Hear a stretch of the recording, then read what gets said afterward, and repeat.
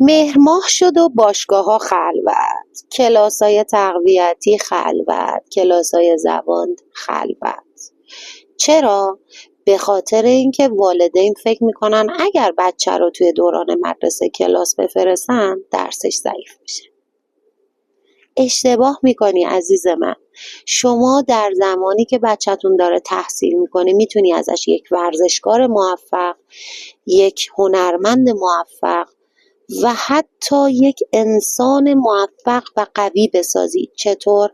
با بچه‌تون صحبت کنین. تا الان تابستون بود، تایم آف زیادی داشته، اما الان مدرسه هم هست.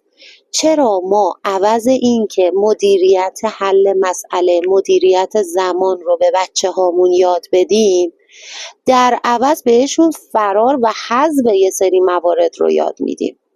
خیلی از ورزشکارای موفق هستن که تحصیل کرده هستن. خیلی از هنرمندای موفق هستن که تحصیلات عالیه هم دارن. چرا؟ چون مدیریت کردن رو یاد گرفتن. شما در زندگیت اگر برنامه ریزی داشته باشی قطعاً میتونی به موفقیت ها برسی.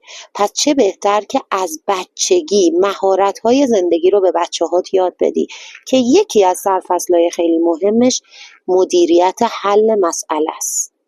که بچه بدونه از امروز که مهر ماه شروع شده من دیگه دارم میرم مدرسه.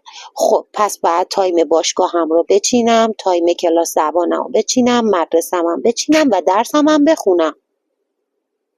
چقدر اینجوری بچه بهتر رشد میکنه تا اینکه بچه یاد بگیره خب اگر فشار از این ور زیاد شد من از اون ور کم کنم.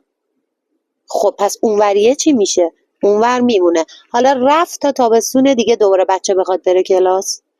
توی این پروسه این بچه میدونین چقدر میتونست موفق بشه؟ فقط یه برنامه ریزی کوچیک میخواست.